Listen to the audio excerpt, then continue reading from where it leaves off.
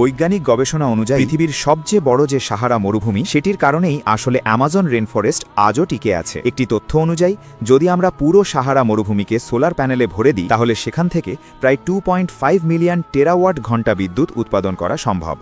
এই পরিমাণ শক্তি প্রায় আমাদের মতো 96টি গ্রহের মোট বিদ্যুৎ চাহিদা পূরণ করতে পারে।